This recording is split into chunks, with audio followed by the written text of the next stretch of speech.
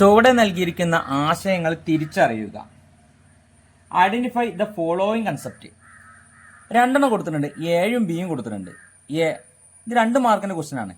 ഏതെങ്കിലും ഒരു ഉൽപാദന ഘടകം സ്ഥിരമായി നിൽക്കുന്ന കാലയളവ്. The time period where at least one of the factors of production is fixed. B, ഉൽപാദന ഘടകങ്ങളും മാറ്റത്തിന് വിധേയമാകുന്ന കാലയളവ്. The time period where all the factors of production can be varied. അപ്പം ഇവിടെ 2 കൺസെപ്റ്റ് അല്ലെങ്കിൽ 2 ആശയങ്ങൾ കൊടുത്തിട്ടുണ്ട്. നമ്മൾ ഉൽപാദനത്തിന് കാലയളവ്, നമ്മൾ തിയറി ഓഫ് പ്രൊഡക്ഷൻ ഫംഗ്ഷൻ പഠിച്ചിട്ടുണ്ട് അല്ലേ.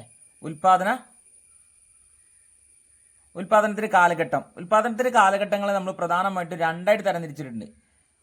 ലോങ് റൺ പ്രൊഡക്ഷൻ ഫംഗ്ഷനും ഷോർട്ട് റൺ പ്രൊഡക്ഷൻ ഫംഗ്ഷനും. അപ്പം ഇവിടെ വ്യത്യാസമൊക്കെ എന്തൊക്കെ നമ്മൾ പഠിച്ചിട്ടുണ്ട്. ഷോർട്ട് റണ്ണിൽ അഥവാ ഹ്രസ്വകാലത്ത് എന്ന് പറഞ്ഞാൽ എല്ലാ നിവേശനങ്ങളും മാറ്റം സംഭവിക്കില്ല, അല്ലെങ്കിൽ എല്ലാ ഇൻപുട്ടിലും നമ്മൾ മാറ്റം സംഭവിക്കില്ല എന്ന് പഠിച്ചിട്ടുള്ളതാണ്. എന്നാൽ ലോങ് റണ്ണിൽ എന്ന് പറഞ്ഞു കഴിഞ്ഞാൽ എല്ലാ ഇൻപുട്ടിലും മാറ്റം സംഭവിക്കും, കാരണം അവിടെ എല്ലാ ഇൻപുട്ടുകളും വേരിയബിൾ ആയിരിക്കും. ഷോർട്ട് റണ്ണിൽ നമ്മൾ ഇൻപുട്ടിലെ മാറ്റത്തിനനുസരിച്ച് അല്ലെങ്കിൽ മാറ്റം ഉണ്ടാവുന്നതുകൊണ്ട് മാറ്റം ഉണ്ടാകാത്തതുണ്ട്. എന്നാൽ മാറ്റം ഉണ്ടാകുന്നതിന് വേരിയബിൾ ഇൻപുട്ട് എന്നും മാറ്റം ഉണ്ടാകാത്ത നിവേശങ്ങൾ അല്ലെങ്കിൽ ഇൻപുട്ടിന് നമ്മൾ ഫിക്സഡ് ഇൻപുട്ട് എന്ന് പറയും. എന്നാൽ ലോങ് റണ്ണിൽ എല്ലാ ഇൻപുട്ടിലും മാറ്റങ്ങൾ സംഭവിക്കും. ഇവിടെ തന്നുള്ളത് ഏതെങ്കിലും ഒരു ഉൽപാദന ഘടകം സ്ഥിരമായി നിൽക്കുന്ന കാലയളവ് എന്നാണ് പറഞ്ഞത്. The time period where at least one of the factors of production is fixed. അപ്പൊ നമ്മൾ പ്രൊഡക്ഷൻ ഫംഗ്ഷനെ പ്രധാനമായിട്ട് 2 കാലഘട്ടമായി തരംതിരിച്ചിട്ടുണ്ടെന്ന് പറഞ്ഞ്, ഒന്ന് ഷോർട്ട് റണ്ണും മറ്റൊന്ന് ലോങ് റണ്ണും. ഷോർട്ട് റണ്ണിന്റെ പ്രത്യേകത എന്ന് പറഞ്ഞാൽ എന്താണ്? എല്ലാ ഇൻപുട്ടിലും അല്ലെങ്കിൽ എല്ലാ നിവേശങ്ങളിലും മാറ്റം സംഭവിക്കൂല അല്ലെ. മാറ്റം സംഭവിക്കുന്നതുണ്ട്, മാറ്റം സംഭവിക്കാത്തതുണ്ട്. മാറ്റം സംഭവിക്കുന്നതിന് നമ്മൾ വേരിയബിൾ ഇൻപുട്ട് എന്നും മാറ്റം സംഭവിക്കാത്തതിന് നമ്മൾ ഫിക്സഡ് ഇൻപുട്ട് എന്ന് പറയും. വിഭേദക നിവേശങ്ങൾ എന്നും സ്ഥിര നിവേശങ്ങൾ എന്നും പറയും. ഇവിടെ പറഞ്ഞെന്താണ്? ഒരു ഉൽപാദന ഘടകം സ്ഥിരമായി നിൽക്കുന്ന കാലയളവ് അല്ലെ. അതായത് ചിലതിൽ മാറ്റം സംഭവിക്കും, ചിലതിൽ മാറ്റം സംഭവിക്കില്ല. അങ്ങനെയാണെങ്കിൽ ആ കാലയളവിനെ നമ്മൾ എന്താ പറയാ? Short run. അതായത് ഷോർട്ട് റണ്ണിൽ എല്ലാ ഇൻപുട്ടുകൾക്കും അല്ലെങ്കിൽ എല്ലാ നിവേശങ്ങൾക്കും മാറ്റം സംഭവിക്കില്ല. ഷോർട്ട് റൺ പ്രൊഡക്ഷൻ ഫംഗ്ഷനിൽ ഷോർട്ട് റണ്ണ്. ഇനി എല്ലാ ഉൽപാദന ഘടകങ്ങളും മാറ്റത്തിന് വിധേയമാകുന്ന കാലയളവ്. എല്ലാ ഉൽപാദന ഘടകങ്ങളും മാറ്റത്തിന് വിധേയമാകുന്ന പറഞ്ഞത്. അതായത് ഷോർട്ട് റണ്ണിൽ എല്ലാ ഇൻപുട്ടുകളും മാറ്റത്തിന് വിധേയമാകൂല. പകരം എന്താണ്? ലോങ് റണ്ണ് അല്ലെങ്കിൽ ദീർഘകാലാണെങ്കിൽ എല്ലാ ഇൻപുട്ടിലും മാറ്റത്തിന് സംഭവിക്കും. നമ്മൾ പഠിച്ചിട്ടുള്ളതാണ് പ്രൊഡക്ഷൻ ഫംഗ്ഷനിൽ അല്ലെ. ഷോർട്ട് റണ്ണും ലോങ് റണ്ണും പഠിച്ചിട്ടുണ്ട്. എന്നാൽ ലോങ് റണ്ണിൽ ഫിക്സ്ഡ് അല്ലെങ്കിൽ വേരിയബിൾ എന്ന വ്യത്യാസം ഉണ്ടാവില്ല. ലോങ് റണ്ണിൽ എല്ലാ ഇൻപുട്ടുകളും വേരിയബിൾ തന്നെയായിരിക്കും അല്ലെ. ഷോർട്ട് റണ്ണിൽ മാത്രമേ ഫിക്സ്ഡ് അല്ലെങ്കിൽ വേരിയബിൾ ഇൻപുട്ട് എന്ന വ്യത്യാസം ഉണ്ടാവുള്ളൂ. ലോങ് റണ്ണിൽ ഒരിക്കലും വേരിയബിൾ അല്ലെങ്കിൽ ഫിക്സ്ഡ് എന്ന വ്യത്യാസം ഉണ്ടാവില്ല. കാരണം എന്താണ്? അവിടെ എല്ലാ ഇൻപുട്ടുകളും എന്ത് തന്നെയായിരിക്കും? വേരിയബിൾ ആയിരിക്കും. അങ്ങനെയാണെങ്കിൽ ഈ കാലഘട്ടം ഏത് പേരിലാണ് അറിയപ്പെടുക? ലോങ് റണ്ണ് അഥവാ ദീർഘകാലം. ഹ്രസ്വകാലം, ദീർഘകാലം. ഏതെങ്കിലും ഉൽപാദന ഘടകം സ്ഥിരമായി നിൽക്കുന്ന കാലയളവ് ഹ്രസ്വകാലം എന്നും എല്ലാ ഉൽപാദന ഘടകങ്ങളും മാറ്റത്തിന് വിധേയമാകുന്ന കാലയളവ് ലോങ് റൺ എന്നും അഥവാ ദീർഘകാലം എന്നും അറിയപ്പെടും. എക്സാമിന് 2 മാർക്കിന്റെ ക്വസ്റ്റ്യൻ നിങ്ങൾക്ക് തീർച്ചയായും പ്രതീക്ഷിക്കാവുന്നതാണ്. അല്ലെങ്കിൽ ചിലപ്പോൾ ചോദിക്കും എന്താണ് ഷോർട്ട് റണ്ണ് അല്ലെങ്കിൽ എന്താണ് ലോങ് റണ്ണ്, ഇതിലേതിനും ചോദിക്കും. ചിലപ്പോൾ 2 മാർക്കിന് അങ്ങനെ വരാൻ സാധ്യതയുണ്ട്. Write down any 2 relationship between average product and marginal product. ശരാശരി ഉൽപ്പന്നവും സീമാന്ത ഉൽപ്പന്നവും തമ്മിലുള്ള ഏതെങ്കിലും 2 ബന്ധങ്ങൾ എഴുതുക. എക്സാമിന് ആവർത്തിച്ച് ചോദിക്കുന്ന ഒരു ചോദ്യമാണ്. ചിലപ്പോൾ 8 മാർക്കിന് ചോദ്യം വരാറുണ്ട്. TP X1 തന്നിട്ട് AP MP കണ്ടെത്തുകയും അതുപോലെ TP AP MP എന്നിവയുടെ ചിത്രം വരച്ചിട്ട് അത് 3 വിശദീകരിക്കാൻ വേണ്ടി അല്ലെങ്കിൽ 3 സ്റ്റേജുകൾ എഴുതാൻ വേണ്ടി ചോദിക്കാറുണ്ട്. 8 മാർക്കിന് ചോദ്യം അധികം വരാറുണ്ട്. അപ്പം ഇവിടെ ചോദിച്ചിട്ടുള്ളത് AP MP ആവറേജ് പ്രൊഡക്റ്റും മാർജിനൽ പ്രൊഡക്റ്റും ശരാശരി ഉൽപ്പന്നവും സീമാന്ത ഉൽപ്പന്നവും തമ്മിലുള്ള ബന്ധം ഏതാനാണ് പറഞ്ഞത്. ചിലപ്പോൾ TPയും AP ആയിരിക്കും അല്ലെങ്കിൽ TPയും MP ആയിരിക്കും ചോദിക്കുക. ഇവിടെ തന്നിട്ടുള്ളത് APയും MP ആണ് തന്നിട്ടുള്ളത്. അപ്പം ഇതിൽ ഏതും ചോദിക്കാൻ സാധ്യതയുണ്ട്. അങ്ങനെയാണെങ്കിൽ ഈ ചോദ്യം വന്നു കഴിഞ്ഞാൽ ഒരുപക്ഷെ 3 മാർക്കിനോ 4 മാർക്കിനാണ് ചോദിക്കാറുള്ളത്. എന്നാൽ ഇവിടെ 2 ബന്ധങ്ങൾ മാത്രമാണ് എഴുതാൻ പറഞ്ഞത്. ചിലപ്പോൾ 3 ബന്ധമോ അല്ലെങ്കിൽ 4 ബന്ധമോ എഴുതാൻ വേണ്ടി പറയാറുണ്ട്. 2 ബന്ധമാണ് എഴുതാൻ തന്നിട്ടുള്ളത്. അങ്ങനെയാണെങ്കിൽ ഇത് 2 മാർക്കിന്റെ ക്വസ്റ്റ്യൻ ആണ്. അപ്പോൾ നിങ്ങൾ നല്ല രീതിയിൽ മനസ്സിലാക്കിയിരുന്നു കഴിഞ്ഞാൽ നമുക്ക് ഈ ക്വസ്റ്റ്യൻ 4 മാർക്കിന് വന്നാൽ പോലും നമുക്ക് ഇത് തീർച്ചയായും അറ്റൻഡ് ചെയ്യാൻ വേണ്ടി സാധിക്കും. ഇവിടെ നമ്മൾ ആദ്യം തന്നെ ഇതിന് ചിത്രമുണ്ട്. APയും MPയും തമ്മിലുള്ള റിലേഷൻ കാണിക്കുന്ന ഒരു ചിത്രമുണ്ട്. ആ ചിത്രം വരച്ചു കഴിഞ്ഞാൽ തന്നെ നമുക്ക് കൂടുതൽ റിലേഷൻഷിപ്പ് എഴുതാൻ സാധിക്കുന്നതാണ്. APയും MPയും തമ്മിലുള്ള ബന്ധം കാണിക്കുന്ന ഒരു ചിത്രം നമ്മൾ വരച്ചിട്ടുണ്ട്. ഇനി ഇതിനെ ബേസ് ചെയ്തിട്ട് നമുക്ക് എന്താണ് പെട്ടെന്ന് നമുക്ക് 2 പോയിന്റുകൾ എഴുതിയെടുക്കാവുന്നതാണ്. നമ്മളോട് ക്വസ്റ്റിൽ നിന്നുള്ള രണ്ട് റിലേഷൻഷിപ്പ് എഴുതാനാണ് പറഞ്ഞത്. എന്നാൽ ഇത് കണ്ടു കഴിഞ്ഞാൽ നമുക്ക് രണ്ടിനേക്കാൾ കൂടുതൽ നമുക്ക് എഴുതാവുന്നതാണ്. 2 മാർക്കിനോ 3 മാർക്കിനോ 4 മാർക്കിനോ ചോദ്യം വന്നു കഴിഞ്ഞാൽ തന്നെ നമുക്കിത് തീർച്ചയായും അറ്റൻഡ് ചെയ്യാവുന്നതാണ്. നമ്മൾ ആദ്യം നോക്കിക്കഴിഞ്ഞാൽ എം പി ആണ് മുകളിലൂടെ കാണിച്ചിരിക്കുന്ന കർവ്, എ പി അതിന് തൊട്ട് താഴെ കാണിച്ചിരിക്കുന്ന കർവാണ്. അപ്പോൾ നമ്മൾ വൈ ആക്സിസും എക്സ് ആക്സിസും രേഖപ്പെടുത്തിയിട്ടുണ്ട്. x1 എന്ന് പറഞ്ഞാൽ ഒരു നിശ്ചിത യൂണിറ്റ് ആണ് കാണിച്ചിരിക്കുന്നത്. ഇനി നമ്മൾ ആദ്യം നിങ്ങൾ നോക്കിക്കഴിഞ്ഞാൽ എം പിയും വർദ്ധിക്കുന്നുണ്ട്, അതുപോലെ എ പിയും വർദ്ധിക്കുന്നുണ്ട്.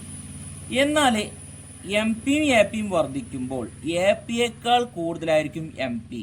അതായത് M P more than A P. A P എത്രത്തോളം വർദ്ധിച്ചു കൊണ്ടിരിക്കുന്നു, ഇവിടെ വരെ എ പി വർദ്ധിക്കുന്നുണ്ട്, ഈ പോയിന്റ് വരെ. എ പി എത്രത്തോളം വർദ്ധിച്ചു കൊണ്ടിരിക്കുന്നു അതുവരെ എം പി എ പിയേക്കാളും കൂടുതലായിരിക്കും. എ പി എത്രത്തോളം വർദ്ധിച്ചു കൊണ്ടിരിക്കുന്നോ അതുവരെ എം പി എ പിയേക്കാളും കൂടുതലായിരിക്കും. ഇനി എ പി മാക്സിമം ലെവലിലേക്ക് എത്തുമ്പോൾ, ഏറ്റവും ഉയർന്ന പോയിന്റിലേക്ക് എത്തുമ്പോൾ, ഈ പോയിന്റാണ് ഏറ്റവും ഉയർന്ന പോയിന്റ്, എ പി ഏറ്റവും ഉയർന്ന പോയിന്റിലേക്ക് എത്തുമ്പോൾ എം പിയും എ പിയും തുല്യമായിരിക്കും. ഈ പോയിന്റ് നിങ്ങൾ നോക്കിക്കഴിഞ്ഞാൽ M P curve A P കർവിനെ ഇങ്ങനെ കട്ട് ചെയ്തിട്ട് താഴത്ത് കടന്നു പോകുന്നത് കാണാൻ സാധിക്കും. അപ്പം എ പിയുടെ പരമാവധി പോയിന്റിൽ, ഏറ്റവും മാക്സിമം പോയിന്റിൽ എ പിയും എം പിയും തുല്യമായിരിക്കും. എം പിയും എ പിയും ഇവിടെ എന്താണ്, തുല്യമാണ്. M P equal to A P, 2 point നമ്മൾ എഴുതി കഴിഞ്ഞു. ഇനി മൂന്നാമത്തത് എ പി കുറയാൻ തുടങ്ങുമ്പോൾ, എ പി ഇവിടെ നിന്ന് കുറഞ്ഞു വരികയാണ്. എ പി കുറയാൻ തുടങ്ങുമ്പോൾ എ പിയേക്കാളും കുറവായിരിക്കും എം പി. കാരണം നിങ്ങൾ നോക്കിക്കഴിഞ്ഞാൽ കാണാൻ സാധിക്കും എ പി കർവിന് താഴെയാണ് എം പി കർവ് കടന്നു പോകുന്നത്. അതായത് M P less than A P. A P കുറയാൻ തുടങ്ങുമ്പോൾ എ പിയേക്കാളും കുറവായിരിക്കും എം പി. അപ്പം നിങ്ങൾക്ക് 3 പോയിന്റ് കറക്റ്റായിട്ട് കിട്ടുന്നുണ്ടായിരിക്കും. ഒന്നാമത്തെ എന്താ പറഞ്ഞത്, എ പി എത്രത്തോളം വർദ്ധിച്ചു കൊണ്ടിരിക്കുന്നോ അതുവരെ എ പിയേക്കാൾ കൂടുതലായിരിക്കും എം പി. കാരണം എം പി ആണ് എ പി കർവിന് മുകളിലൂടെ കടന്നു പോകുന്നത്. എ പിയുടെ മാക്സിമം പോയിന്റിൽ എ പിയും എം പിയും തുല്യമായിരിക്കും. എ പി കുറയാൻ തുടങ്ങുമ്പോൾ എ പിയേക്കാൾ കുറവായിരിക്കും എം പി. ഇനി അതുപോലെ നാലാമത്തെ ഒരു പോയിന്റ് നിങ്ങൾക്ക് വേണമെങ്കിൽ എഴുതാൻ സാധിക്കും, എ പി ഒരിക്കലും 0 നെഗറ്റീവോ ആകുകയില്ല. നമ്മൾ പഠിച്ചിട്ടുള്ളതാണ്. എന്നാൽ എന്ത് ചെയ്യും, എം പി 0 നെഗറ്റീവ് ആകും. കാരണം എം പി കർവ് പിന്നെ താഴത്തിൽ എക്സ് ആക്സിൽ ടച്ച് ചെയ്തിട്ട് താഴത്തേക്ക് കടന്നു പോകുന്നുണ്ട്, നെഗറ്റീവിലേക്ക് കടന്നു പോകുന്നുണ്ട്. ഇതൊക്കെ നമ്മൾ T P A P M P തമ്മിലുള്ള ബന്ധം കാണിച്ചുകൊണ്ടുള്ള ഒരു ഗ്രാഫ് നമ്മൾ പഠിച്ചിട്ടുണ്ട് അല്ലേ. x1 ടി പി നിന്നൊരു എ പി എം പി കണ്ടെത്താനും അതും തമ്മിലുള്ള ബന്ധം കാണിക്കുന്ന ഒരു ചിത്രം ഒക്കെ നമ്മൾ പഠിച്ചിട്ടുള്ളതാണ്, എക്സ്പ്ലെയിൻ ചെയ്യാനൊക്കെ പഠിച്ചിട്ടുള്ളതാണ്. അപ്പോൾ അത് 8 മാർക്കിന് വരുമെന്ന് ഞാൻ നിങ്ങളോട് പറഞ്ഞിട്ടുണ്ട്. ഇവിടെ 3 മാർക്കിനോ 4 മാർക്കിനോ ഇങ്ങനത്തെ ചോദ്യം വന്നു കഴിഞ്ഞാൽ നിങ്ങൾക്ക് തീർച്ചയായും അറ്റൻഡ് ചെയ്യാവുന്നതാണ്. എ പി ഒരിക്കലും 0 നെഗറ്റീവ് ആകുകയില്ല. എന്നാൽ എം പി എന്ത് ചെയ്യുന്നുണ്ട്, 0 നെഗറ്റീവും ആകുന്നുണ്ട്. ഫസ്റ്റത്തെ നമ്മൾ എന്താണ് പറഞ്ഞത്, A P goes on increasing. A P വർദ്ധിക്കുമ്പോൾ M P is more than A P. M P എന്ന് പറഞ്ഞു കഴിഞ്ഞാൽ എ പിയേക്കാളും കൂടുതലായിരിക്കും. രണ്ടാമത് എന്താണ് പറഞ്ഞത്, when A P reaches maximum. A P maximum പോയിന്റിലേക്ക് എത്തുമ്പോൾ എന്താണ് സംഭവിക്കുന്നത്, A P and M P will be equal. A P M പിയും തുല്യമായിരിക്കും. മൂന്നാം പറഞ്ഞതാണ് when A P decreases. A P കുറയാൻ തുടങ്ങുമ്പോൾ എ പിയും എ പിയേക്കാൾ കൂടുതലായിരിക്കും എം പി. അതായത് A P decreases M P is less than A P. M P less than A P എന്ന് പറഞ്ഞത് എം പി എ പിയേക്കാളും കുറവായിരിക്കും. പിന്നെ അതുപോലെ നമ്മൾ നാലാമത്തെ ഒരു പോയിന്റും കൂടി എന്ത് പറഞ്ഞിട്ടുണ്ട്, എ പി എന്ന് പറഞ്ഞു കഴിഞ്ഞാൽ ഒരിക്കലും 0 നെഗറ്റീവോ ആകുകയില്ല. എന്നാൽ എന്ത് ചെയ്യേണ്ടി, എം പി ബിക്കം നെഗറ്റീവ് അല്ലേ. അപ്പം ഇത്രയും പോയിന്റുകളാണ് നമ്മൾ പറഞ്ഞിട്ടുള്ളത്. ഇതിന് 2 പോയിന്റാണ് എക്സാമിന് എഴുതേണ്ടത്. നമ്മൾ അതിനേക്കാൾ കൂടുതൽ പോയിന്റ് ഇവിടെ പറഞ്ഞിട്ടുണ്ട്. Write down the 3 limitations of gross domestic product. മൊത്തം ആഭ്യന്തര ഉൽപ്പന്നം ക്ഷേമത്തിന്റെ സൂചകമായി കണക്കാക്കുന്നതിനുള്ള 3 പരിമിതികൾ എഴുതുക. ജി ഡി പി എന്ന് പറഞ്ഞാൽ അല്ലെങ്കിൽ മൊത്തം ആഭ്യന്തര ഉൽപ്പന്നം എന്ന് പറഞ്ഞാൽ എന്താണ്, ഗ്രോസ് ഡൊമസ്റ്റിക് പ്രൊഡക്റ്റ്. രാജ്യത്തിന്റെ ദേശീയ വരുമാനത്തെയാണ് നമ്മൾ ജി ഡി പി എന്നതുകൊണ്ട് അർത്ഥമാക്കുന്നത്. ദേശീയ വരുമാനത്തെ കുറിച്ച് അഥവാ ജി ഡി പിയെ കുറിച്ച് നമ്മൾ പഠിച്ചിട്ടുണ്ട്. മൈക്രോ എക്കണോമിക്സിന്റെ 2ാമത്തെ ചാപ്റ്ററിൽ നമ്മൾ ജി ഡി പി കണക്കാക്കാനുള്ള 3 രീതികളൊക്കെ പറഞ്ഞിട്ടുണ്ട്. എക്സാമിന് ആവർത്തി ചോദിക്കുന്ന ഒരു ചോദ്യമാണ്. അതുപോലെ തന്നെ ഇത് 3 മാർക്കിന് 4 മാർക്കിനൊക്കെ ചിലപ്പോൾ ചോദിക്കാറുണ്ട്. ജി ഡി പി എന്താണ്, ക്ഷേമത്തിന്റെ സൂചകമായിട്ട് കണക്കാക്കുന്നതിനുള്ള ചില പരിമിതികളുണ്ട്. അല്ലെങ്കിൽ ജി ഡി പി വർദ്ധിച്ചെന്ന് വെച്ചിട്ട് എപ്പോഴും നമുക്ക് ക്ഷേമം ഉണ്ടാവണമെന്നില്ല, അല്ലെങ്കിൽ രാജ്യത്തിന് വളർച്ചയും വികസനം ഉണ്ടാവണമെന്നില്ല. അപ്പം അതിന്റെ കാരണങ്ങളാണ് ചോദിച്ചിട്ടുള്ളത്. അല്ലെങ്കിൽ ആ പരിമിതികൾ ഏതൊക്കെയാണ് ചോദിച്ചിട്ടുള്ളത്. പ്രധാനമായിട്ടും നമ്മൾ 5 പരിമിതികൾ നമ്മൾ പഠിച്ചിട്ടുണ്ട്. പ്രധാനമായിട്ടും നമ്മൾ 4 പരിമിതികൾ പഠിച്ചിട്ടുണ്ട്, അല്ലെങ്കിൽ 4 ലിമിറ്റേഷൻസ് പഠിച്ചിട്ടുണ്ട്. ജി ഡി പി കൂടിയെന്ന് വെച്ചിട്ട് എന്താണ്, അവിടെ ജനങ്ങൾക്ക് ക്ഷേമം ഉണ്ടാവണമെന്നില്ല എന്ന് പറഞ്ഞു. ക്ഷേമം എന്ന് പറഞ്ഞു കഴിഞ്ഞാൽ ജനങ്ങളുടെ ജീവിത നിലവാരം മെച്ചപ്പെടുക, അല്ലെങ്കിൽ ജനങ്ങൾക്ക് കൂടുതൽ വരുമാനം ഉണ്ടാവുക, അവർക്ക് കൂടുതൽ എന്താണ് പുരോഗതി ഉണ്ടാവുക. ഇതൊക്കെയാണ് എന്താണ് ക്ഷേമം എന്നതുകൊണ്ട് അർത്ഥമാക്കുന്നത്. എന്നാൽ ഇവിടെ ജി ഡി പി വർദ്ധിച്ചെന്ന് വെച്ചിട്ട് അല്ലെങ്കിൽ ദേശീയ വരുമാനം ഉണ്ടായെന്ന് വെച്ചിട്ട് എപ്പോഴും ജനങ്ങൾക്ക് ക്ഷേമം ഉണ്ടാവണമെന്നില്ല. അതിന് പരിമിതികൾ ഏതൊക്കെയാണെന്ന് ചോദിച്ചിട്ടുള്ളത്, അല്ലെങ്കിൽ ആ പ്രധാനമായിട്ടുള്ള കാരണങ്ങൾ ഏതാണെന്ന് ചോദിച്ചിട്ടുള്ളത്. പ്രധാനമായിട്ടും 4 കാരണങ്ങളാണ് പറഞ്ഞത്. ഒന്ന്, വരുമാന വിതരണത്തിലെ അസമത്വം, inequality in the distribution of income, അതായത് വരുമാന വിതരണത്തിലെ അസമത്വം. രണ്ടാമത്തത് ജി ഡി പിയും ധനേതര ഇടപാടുകളും, G D P and non monetary exchanges. 3, G D പിയും ഹാനികരമായ വസ്തുക്കളും, G D P and harmful goods. 4, G D പിയും ആകസ്മികങ്ങളും, G D P and externalities. ഒന്നാമത്തത് inequality in the distribution of income, വരുമാന വിതരണത്തിലെ അസമത്വം. എന്താണ് വരുമാന വിതരണത്തിലെ അസമത്വം എന്ന് പറഞ്ഞാൽ, ചില വ്യക്തികളുടെ വരുമാനം വർദ്ധിച്ചാൽ രാജ്യത്തിന്റെ ജി ഡി പി അല്ലെങ്കിൽ ദേശീയ വരുമാനം വർദ്ധിക്കും. എന്നാൽ അവിടെ എല്ലാവരുടെ വരുമാനം വർദ്ധിക്കണം എന്നില്ല. അപ്പം നമ്മുടെ രാജ്യത്തുള്ള കോർപ്പറേറ്റുകളായ അദാനി, അംബാനി, അങ്ങനെ ഒരുപാട് ആളുകളുണ്ട് സാമ്പത്തികമായിട്ട് മുന്നോക്കം നിൽക്കുന്ന. ഇവരുടെയൊക്കെ വരുമാനം വർദ്ധിക്കാന്ന് വെച്ച് കഴിഞ്ഞാൽ സ്വാഭാവികമായിട്ട് രാജ്യത്തിന്റെ വരുമാനം വർദ്ധിക്കും, അല്ലെങ്കിൽ ദേശീയ വരുമാനം വർദ്ധിക്കും. എന്നാൽ അവിടെ ഒരുപാട് പാവപ്പെട്ട ആൾക്കാരുണ്ടായിരിക്കും, എന്നാൽ അവരുടെ വരുമാനം ഒരിക്കലും വർദ്ധിക്കുന്നില്ല. അതായത് ഏതെങ്കിലും ഒരു വ്യക്തിയുടെ വരുമാനം വർദ്ധിച്ചാൽ പോലും രാജ്യത്തിന്റെ ദേശീയ വരുമാനം വർദ്ധിച്ചതായി തോന്നാൻ സാധ്യതയുണ്ട്. എന്നാൽ ഒരിക്കലും അവിടെ എന്താണ്, ജനങ്ങൾക്ക് എല്ലാവർക്കും, വലിയ രാജ്യത്തിലുള്ള ജനങ്ങൾക്ക് എല്ലാവർക്കും ക്ഷേമമുണ്ടെന്ന് പറയാൻ പറ്റില്ല. രാജ്യത്തിന്റെ വരുമാനം വർദ്ധിച്ചു കഴിഞ്ഞാൽ ആ രാജ്യത്തെ ജനങ്ങളെ വരുമാനം വർദ്ധിച്ചെന്നാണ്. എന്നാൽ ഏതെങ്കിലും ചില വ്യക്തികളുടെ വരുമാനം വർദ്ധിച്ചാൽ പോലും രാജ്യത്തിന് വരുമാനം വർദ്ധിച്ചതുപോലെ തോന്നാൻ സാധ്യതയുണ്ട്. Along with the increase in GDP, inequalities in income may occur, even if majority does not experience any increase in income. ചില വ്യക്തികളുടെ വരുമാനം വർദ്ധിച്ചാൽ പോലും എന്താണ്, അവിടെ എപ്പോഴും എന്താണ്, എല്ലാവരുടെ വരുമാനം വർദ്ധിക്കണമെന്നില്ല. The GDP will increase if the income if minority increase. രണ്ടാമത്തത് ജി ഡി പിയും ധനേതര ഇടപാടുകളും, G D P and non monetary exchange. എന്താണ് നോൺ മോണിറ്ററി എക്സ്ചേഞ്ച് അല്ലെങ്കിൽ G D P and non monetary exchange എന്ന് പറഞ്ഞാൽ, ധനേതര ഇടപാടുകൾ പലതും ജി ഡി പിയിൽ പെടുത്താറില്ല. അപ്പം നമ്മുടെ രാജ്യത്തുള്ള എല്ലാ ജനങ്ങൾക്കും തൊഴിലുണ്ട് നമ്മൾ പറഞ്ഞിട്ടുണ്ട്. അല്ലെങ്കിൽ എല്ലാ ജനങ്ങൾക്കും തൊഴിലുണ്ടായി കഴിഞ്ഞാൽ രാജ്യത്തിൻ്റെ സ്വാഭാവികമായിട്ടും ജി ഡി പി വർദ്ധിക്കും, അല്ലെങ്കിൽ ദേശീയ വരുമാനം വർദ്ധിക്കും. എന്നാൽ ചില വ്യക്തികൾക്ക് തൊഴിലുണ്ടെങ്കിൽ പോലും അവർക്ക് വരുമാനം ഉണ്ടാവണമെന്നില്ല. അല്ലെങ്കിൽ എന്നാൽ അതൊരു ജി ഡി പിയുടെ ഭാഗമില്ല. രാജ്യത്തുള്ള എല്ലാ ജനങ്ങൾക്കും തൊഴിലുണ്ടായി കഴിഞ്ഞാൽ അവർക്ക് വരുമാനം കിട്ടുമെന്ന് ജി ഡി പി വർദ്ധിക്കുന്നതാണ് നമ്മൾ പഠിച്ചിട്ടുള്ളത്, അല്ലെങ്കിൽ നമുക്ക് അറിയാവുന്ന കാര്യം അങ്ങനെയാണ്. എന്നാൽ ചില വ്യക്തികൾക്ക് തൊഴിലുണ്ടെങ്കിൽ പോലും അവർക്ക് വരുമാനം കിട്ടണമെന്നില്ല. എന്തെന്ന് വെച്ച് കഴിഞ്ഞാൽ ഇപ്പോൾ വീട്ടമ്മമാർ ചെയ്യുന്ന ജോലി അല്ലേ, അവർക്ക് രാവിലെ തൊട്ട് വൈകുന്നേരം വരെ തൊഴിലുണ്ടായിരിക്കും, അല്ലെങ്കിൽ ജോലിയുണ്ട്. എന്നാൽ അവിടെ എന്തില്ല, അതൊരിക്കലും ജി ഡി പിയിൽ ഉൾപ്പെടുത്തില്ല. കാരണം എന്താണ്, അവർക്ക് വരുമാനം ഉള്ളതുപോലെ നമുക്ക് തോന്നുന്നില്ല, അല്ലെങ്കിൽ അവർക്ക് വരുമാനം ഇല്ല അതിൽ. അപ്പം അതാണ് G D P and non monetary exchanges എന്ന് പറഞ്ഞാൽ. മൂന്നാമത്തത് G D P and harmful goods, G D പിയും ഹാനികരമായ വസ്തുക്കളും. നമ്മുടെ നാട്ടിൽ പുകയില, അതുപോലെ മദ്യം, പിന്നെന്താണ് മറ്റൊരുപാട് ലഹരി ഉൽപ്പന്നങ്ങൾ ഉൽപ്പാദിപ്പിക്കുന്നുണ്ട്. ഗവൺമെന്റിനെ സംബന്ധിച്ച് ഇതിന് നല്ല രീതിയിൽ എന്താണ് ടാക്സും ഈടാക്കാൻ സാധിക്കുന്നുണ്ട്. അല്ലെങ്കിൽ എന്താണ് ഗവൺമെന്റിനെ സംബന്ധിച്ച് ഗവൺമെന്റ് ഒരു പ്രധാന വരുമാന മാർഗ്ഗമാണ് ഇതിൽ നിന്ന് കിട്ടുന്ന ടാക്സ് എന്ന് പറഞ്ഞാൽ. എന്നാൽ പുകയില, മദ്യം എന്നിവയുടെ ഉൽപ്പാദനം കൂടി ഗവൺമെന്റ് നല്ല രീതിയിൽ ടാക്സ് ഇട്ടിട്ടുണ്ട്, നല്ല രീതിയിൽ വിറ്റഴിക്കാൻ സാധിക്കുന്നുണ്ട്. അവിടെ ജനങ്ങളുടെ ക്ഷേമം ഇല്ലാതാവുകയാണ് ചെയ്യുന്നത്. കാരണം ജനങ്ങൾ ഇത് കൂടുതലായിട്ട് വാങ്ങി ഉപയോഗിക്കുമ്പോൾ അവർക്കെന്താണ്, അവരുടെ ക്ഷേമം നഷ്ടപ്പെടുകയാണ്. അല്ലെങ്കിൽ എന്താണ്, അവർ വളരെ സാമ്പത്തികമായിട്ട് പിന്നോക്കം നിൽക്കുകയും അവർക്ക് അതുകൊണ്ട് ഒരുപാട് ബുദ്ധിമുട്ടുകൾ ഉണ്ടാവുകയാണ് ചെയ്യുന്നത്. അപ്പം അതാണ് ജി ഡി പിയും ഹാംഫുൾ ഗുഡ്സ് എന്ന് പറഞ്ഞു കഴിഞ്ഞാൽ. ജി ഡി പിയും ഹാനികരമായ വസ്തുക്കളും, ഹാനികരമായ വസ്തുക്കളുടെ അല്ലെങ്കിൽ ഹാംഫുൾ ഗുഡ്സിന്റെ ഉൽപ്പാദനം വർദ്ധിച്ചു കഴിഞ്ഞാൽ ഗവൺമെന്റിനെ സംബന്ധിച്ച് നല്ല വരുമാനം കിട്ടും. കാരണം എന്താണ്, ഇത് ജനങ്ങൾ കൂടുതലായിട്ട് വാങ്ങേണ്ടതാണ്. പക്ഷെ ഇത് വാങ്ങിക്കഴിഞ്ഞാൽ ജനങ്ങളുള്ള സമ്പാദ്യം മുഴുവൻ എന്താണ് കൂടുതലായിട്ടും ഈ ഒരു ആവശ്യത്തിൽ പോകുകയും അവരുടെ അടിസ്ഥാന സൗകര്യങ്ങൾ അവർക്ക് നിർവഹിക്കാൻ കഴിയാത്തൊരവസ്ഥ വരികയാണ് ചെയ്യുന്നത്. 4, G D P and externalities, G D പിയും ആകസ്മികങ്ങളും. എന്താ ആകസ്മികങ്ങൾ എന്ന് പറഞ്ഞാൽ, അപ്പം ഒരു നാട്ടിലേക്ക് അല്ലെങ്കിൽ ഒരു ഗ്രാമത്തിലേക്ക് റോഡ് വരികയാണെന്ന് വിചാരിക്കാം. റോഡ് വന്നു കഴിഞ്ഞാൽ സ്വാഭാവികമായിട്ട് അവിടെ സ്ഥലത്തിന്റെ വില വർദ്ധിക്കാൻ സാധ്യതയുണ്ട്. അതുപോലെ തന്നെ അവിടെ ഒരുപാട് ബിൽഡിംഗ് വരും, അല്ലെങ്കിൽ എന്താണ് അവിടെ ബിസിനസ് മെച്ചപ്പെടാനൊക്കെ സാധ്യതയുണ്ട്.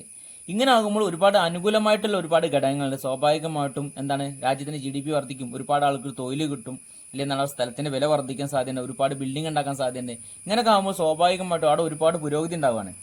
എന്നാൽ അതുപോലെ തന്നെ ഒരുപാട് ദോഷങ്ങളുണ്ട്. കാരണം അവിടെ ഇന്ത്യയിൽ ഫാക്ടറികളും മറ്റും വന്നു കഴിഞ്ഞാൽ അവിടുത്തെ ജലം മറ്റും തോടുകളിലേക്ക് അല്ലെങ്കിൽ നദികളിലേക്ക് ഒഴുക്കി വിട്ട് കഴിഞ്ഞാൽ ആ നദിയിലെയും അല്ലെങ്കിൽ തോടുകളിലേക്ക് എന്താണ് മത്സ്യസമ്പത്തും അല്ലെങ്കിൽ എന്താണ് ഒരുപാട് പരിസ്ഥിതിപരമായിട്ട് ഒരുപാട് ദോഷങ്ങൾ ഉണ്ടാവുന്നുണ്ട്. ആ നദികളും മറ്റും മീൻ പിടിച്ച് ജീവിക്കുന്ന ആളുകളെ സംബന്ധിച്ച് അവരുടെ വരുമാന മാർഗ്ഗം ഇല്ലാതാവും. അവിടെ കൃഷി ചെയ്യുന്ന ആളുകളെ സംബന്ധിച്ച് അവരുടെ വരുമാന മാർഗ്ഗം ഇല്ലാതാവും. കാരണം ഇതൊക്കെ ഒരുപാട് ദോഷമായിട്ട് ബാധിക്കാറുണ്ട്. അതാണ് ജി ഡി പി ആൻഡ് എക്സ്റ്റേണലിറ്റീസ് അഥവാ ജി ഡി പിയും ആകസ്മികങ്ങളെന്ന് പറഞ്ഞാൽ. അപ്പം ജി ഡി പി എന്താണ് വർദ്ധിച്ചു വെച്ചാൽ അല്ലെങ്കിൽ ജി ഡി പി ഒരിക്കലും ക്ഷേമത്തിന്റെ സൂചകമായിട്ട് നമുക്ക് കണക്കാക്കാൻ സാധിക്കില്ല. അതിന്റെ പ്രധാന പരിമിതികൾ അല്ലെങ്കിൽ 3 ലിമിറ്റേഷൻസ് ആണ് നമ്മളിവിടെ പറഞ്ഞത്. ഇവിടെ നമ്മൾ 4 പറഞ്ഞിട്ടുണ്ട്. എന്തായാലും പോയിന്റുകൾ മാത്രമാണ് ഈ 3 ലിമിറ്റേഷൻ മാത്രമാണ് ചോദിച്ചെങ്കിൽ 2 മാർക്കിന് 3 മാർക്കിനൊക്കെ അപ്പോൾ പോയിന്റ് മാത്രം എഴുതിയാൽ മതി. 2 മാർക്കിനൊക്കെയാണ് ചോദിക്കുന്നതെങ്കിൽ. എന്നാൽ നേരെ മറിച്ച് ഇത് 4 മാർക്കിന് 5 മാർക്കിനാണെങ്കിൽ ഇവ ഓരോന്നും നിങ്ങൾ എക്സ്പ്ലെയിൻ ചെയ്യേണ്ടതായിട്ടുണ്ട്.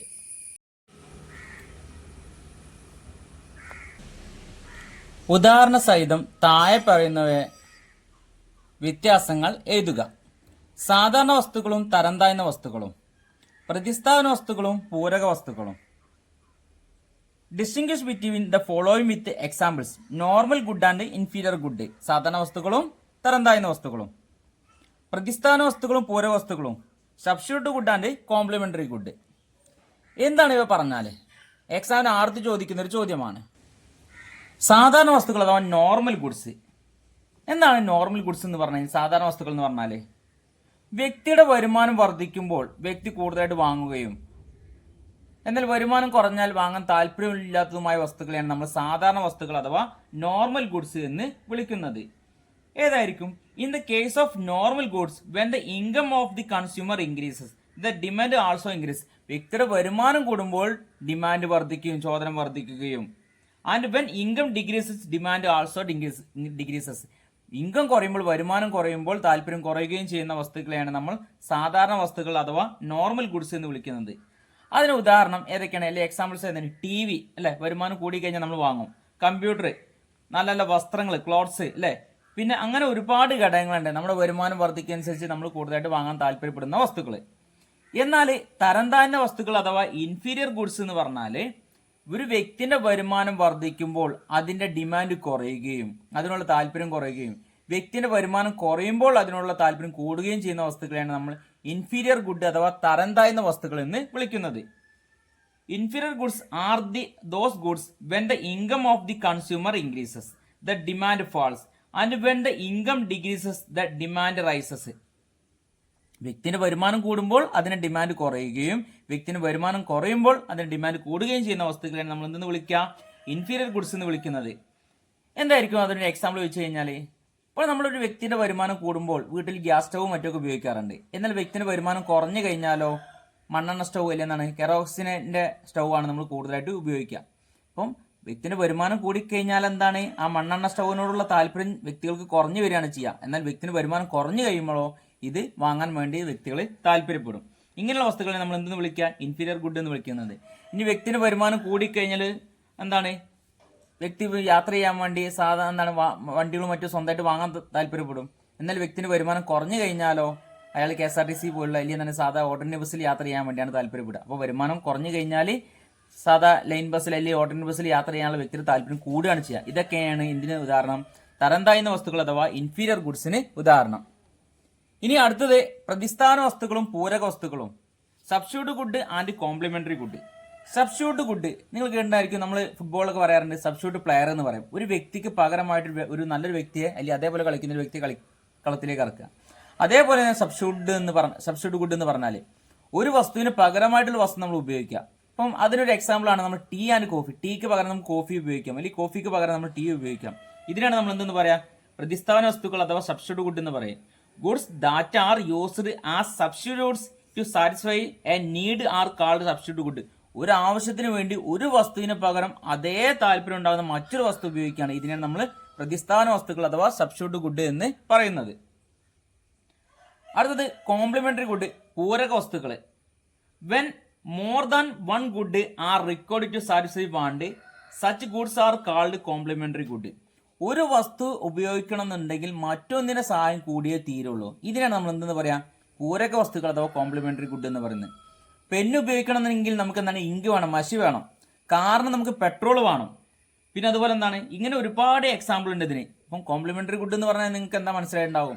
എക്സാമിനൊക്കെ ഇതിൽ 2 ഉദാഹരണമൊക്കെ എഴുതാൻ വേണ്ടി ചോദിക്കാറുണ്ട്. ഇവിടെ ഓരോ ഉദാഹരണം ചോദിച്ചാൽ 1 മാർക്കിന് ക്വസ്റ്റ്യനാണ്, ചിലപ്പോൾ 2 മാർക്കിന് ചോദ്യമായിരിക്കും, ചിലപ്പോൾ 4 മാർക്കിന് 5 മാർക്കിന് ചോദ്യം വരാറുണ്ട്. അപ്പോൾ പൂരക വസ്തു അഥവാ കോംപ്ലിമെന്ററി ഗുഡ് എന്ന് പറഞ്ഞാൽ ഒരു വസ്തു ഉപയോഗിക്കണമെങ്കിൽ, ഒരു വസ്തുവിന്റെ ആവശ്യം നടക്കണമെന്നുണ്ടെങ്കിൽ മറ്റൊരു വസ്തുവിന്റെ സഹായം കൂടിയേ തീരുള്ളൂ. ഇങ്ങനെയാണ് ഉള്ളതിനെയാണ് നമ്മൾ എന്ത് പറയാ? കോംപ്ലിമെന്ററി ഗുഡ് എന്ന് പറയും. ഇപ്പൊ normal good, inferior good, substitute good, complementary good, ഇതിനെ കുറിച്ചൊക്കെ നിങ്ങൾക്ക് മനസ്സിലായിട്ടുണ്ടായിരിക്കും. എക്സാമിന് ആവർത്തിച്ച് ചോദിക്കുന്ന ഒരു ചോദ്യമാണ്. നല്ല രീതിയിൽ മനസ്സിലാക്കി വെക്കാൻ വേണ്ടി ശ്രമിക്കണം.